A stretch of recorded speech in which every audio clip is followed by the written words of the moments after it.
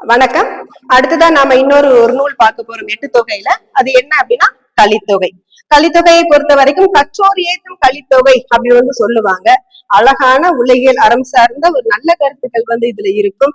எப்பயுமே கலித்தொகை அப்படிங்கிறது நிறைய நல்ல கருத்துக்கள் என்ன அப்படின்னா, ஒரு இல்லறத்தில் வாழக்கூடிய ஒரு தலைவனும் தலைவியும் எப்படி இருக்கணும் அப்படிங்கிறதை மீறி ஒரு இளைஞன் எப்படிப்பட்ட வீரனாக இருக்க வேண்டும் அப்படிங்கிறதையும் இந்த நூல் சொல்லுது. குறிப்பா இந்த பாடல்ல ஏறு தழுவும் விழாவை பற்றி சொல்லுது. காளையை அடக்கக்கூடிய ஒரு விழா. திருமணம் அப்படிங்கிறது பெற்றோர் பார்த்து வைத்து முடிக்கக்கூடிய ஒரு திருமணத்தையும் மீறி காளையை அடக்குபவன் யாரோ, மிகச்சிறந்த வீரன் யாரோ அவனுக்குதான் என்னோட பெண்ணை கொடுப்பேன் அப்படின்ற ஒரு அழகான பண்பாடு நமது தமிழ்நாட்டுல இருந்து வந்தது.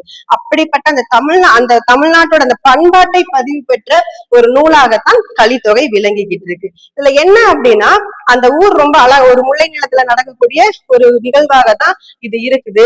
அங்க எப்பயுமே மழை பொழிஞ்சுக்கிட்டே இருக்கு. அகன்ற வானம், பெரிய வானத்துல இருந்து மழை பொழியுது. அந்த மழை பொழிஞ்சதுனால பிடவம், தோன்றி இந்த மலர்கள்லாம் அதிகமாக பூத்து இருக்குது. அப்ப அங்க இருக்கக்கூடிய அந்த ஆய மகளிர், அந்த இடைய மகளிர் எல்லாம் என்ன பண்றாங்க அப்படின்னா, அந்த பூக்களை எல்லாம் ஒன்னாக்கி மாலையா கட்டி தனது தலையில வச்சு எல்லாம் ஒன்னா சேர்ந்து விளையாண்டுகிட்டு இருக்காங்க. அப்படி விளையாடும் போது அந்த கூட்டத்துல பேரழகியாக யார் இருக்கா அப்படின்னா தலைவி இருக்கிறா. அந்த தலைவியை பார்த்துமே தலைவனுக்கு ஒரு காதல் வந்துருது. அப்ப கூட இருக்கக்கூடிய அந்த தோழன் பாங்கனை கூட்டு இந்த கூட்டத்திலேயே மிகப்பெரிய பேரழியாக தலைவி விளங்கிக்கிட்டு இருக்கிறா. இவ யாரு அப்படின்னு சொல்லிட்டு கேக்குறா. கேட்கும் போது இன்னொரு வார்த்தையும் சொல்றா, என்னோட உடம்புல உயிர் போன்று இருக்கக்கூடிய இந்த தலைவி யாரு. அப்ப இந்த இடத்துல காதல் ரொம்ப அழகா வந்துருச்சு அப்படிங்கிறத பதிவு பண்ணிருக்காங்க. அதுக்கு பாங்கன் சொல்றா, ஓ இவளா, இவ யாரு தெரியுமா, இவ காளையை அடக்காதவனை எனது உடல் தீண்டாது அப்படின்ற ஒரு சூளுரையோடு வாழ்ந்துகிட்டு இருக்கா.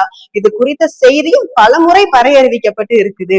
அப்ப யாரு காளையை அடக்குறாங்களோ, ஒரு ஏரை அடக்குறாங்களோ அவங்களைதான் திருமணம் செய்வேன்னு சொல்லிட்டு வாழ்ந்துகிட்டு இருக்கிறா அப்படிங்கிற செய்தி தலைவனுக்கு தெரியுது.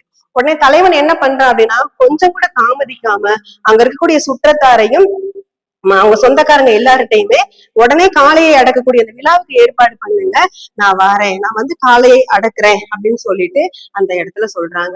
உடனே அங்க காளையை அடக்கக்கூடிய அந்த விழாவும் நடக்குது. உடனே ஏற்பாடாயிருது. அந்த காளை ஒவ்வொன்றுமே கொல்லுகின்ற வில்லை போல, போர்க்களத்தில் கொல்லுகின்ற வில்லு எவ்வளவு வேகமா பறந்து வந்தா வருமோ அதை போல அங்க இருக்கக்கூடிய காளை மாடுகள் வேகமா வருது அப்படின்றாங்க. இப்படி காளை மாடு வந்ததையுமே அங்க இருக்கக்கூடிய வீரர்கள் யாரும் பயந்து போகல, தனது மார்பை நிமித்திக்கிட்டு நம்ம காளை மாடுகளுக்கு முன்னாடி போறாங்க. போகும்போது அந்த வீரர்களோட முகத்துல அவ்வளவு வீரக்கலை தென்படுறதா அந்த இடத்துல சொல்றாங்க. அப்ப எல்லா வீரர்களும் அந்த காளையோட திமிலை பிடிச்சு அடக்குறதுக்கு முயற்சி எடுக்கிறாங்க. யாருனாலையும் முடியல. அப்பதான் தலைவன் மேல காதல் கொண்ட அந்த தலைவி மேல காதல் கொண்ட அந்த தலைவன் என்ன பண்றான் அப்படின்னா, அந்த காளையோட அந்த திமிலை இறுக புடிச்சிட்டு அதை வளைத்து பிடித்து அடக்கியும் விடுறான். அப்ப அங்க பாத்துக்கிட்டு இருந்த அத்தனை பேரும் இதை கண்டு ஆரவாரம் பண்றாங்க. இந்த காளையை அடக்கிட்டானே அப்படின்னு சொல்லிட்டு ஆரவாரம் பண்றாங்க.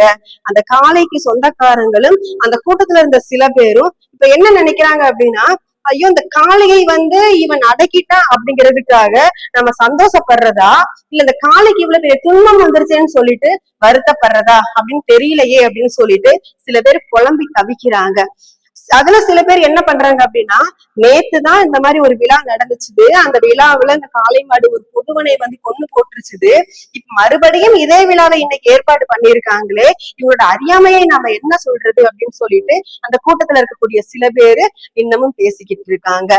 வேறு சிலர் என்ன பண்றாங்க அப்படின்னா, பரவாயில்ல ஒரு பொதுவன் எது எப்படியோ, இன்னைக்கு ஒரு பொதுவன் அப்படிங்கிறது இடையன், ஒரு இடையன் காளையை அடக்கி விட்டான், ரொம்ப சந்தோஷமா இருக்குது, தலைவியை தலைவன் தான் திருமணம் செஞ்சுக்கணும், அதனால மனவிழா ஒளி எழுப்புங்கள், அந்த இடத்துல முழவு ஒளி எழும்பட்டுன்னு சொல்லிட்டு எல்லாருமே அந்த இடத்துல குன்றக்குறவை ஆடி தனது மகிழ்ச்சியை தெரிவிக்கிறாங்க. அப்ப அந்த இடத்துல தலைவி தலைவனை பார்த்து புன்முறுவல் செய்யறா. ரொம்ப அழகா இருக்கா, பேரழகியா இருக்கிறா பாக்குறதுக்கு. அந்த இடத்துல மணிப்பூன் அணிந்த மார்போடு தலைவன் காட்சி அளிக்கிறான். தான் கரம் பற்ற போகும் பெண் தான் பக்கத்துல இருக்கிறா. இன்னும் கொஞ்ச நேரத்துல நமக்கும் அவளுக்கும் திருமணம் அப்படிங்கிற அந்த மன மகிழ்வு அவளுக்குள்ள தென்படுது. இருக்கிற அத்தனை பேரும் புறவை கூற்று ஆடி அந்த இடத்துல ரொம்ப சந்தோஷமா இருக்கும் போது தலைவனும் தலைவியும் ஒருவருக்கு ஒருவர் பார்த்து ரொம்ப மகிழ்ந்துகிட்டு இருக்கிறதா இந்த கலித்தொகை பாடல் நமக்கு சொல்ல வருது. இந்த கலித்தொகை பாடல் நமக்கு என்ன சொல்ல வருது அப்படின்னா, நாம எப்பயுமே வீரத்தை ரொம்ப நேசிக்கணும் அப்படின்னு வந்து சொல்றாங்க. ஏன்னா வீரம் இல்லாத ஒரு இளைஞன் குடும்ப வாழ்க்கைக்கு ஏற்றவன் அல்ல. எதை பார்த்தும் பயப்படக்கூடாது, அச்சப்படக்கூடாது அப்படிங்கறதுதான் இந்த பாட்டு வந்து நமக்கு சொல்ல வருது. அதான் சொல்றாங்க, பொறுப்புகள் நல்லேறு கொள்பவர் அல்லால் திருமா மெய் தீண்டல அப்படின்னு சொல்லிட்டு ஒவ்வொரு பெண்ணுமே இதற்கு ஏற்றபடிதான் வாழணும் அப்படின்னு சொல்லி கலித்தொகை நமக்கு சொல்ல வருது. நன்றி.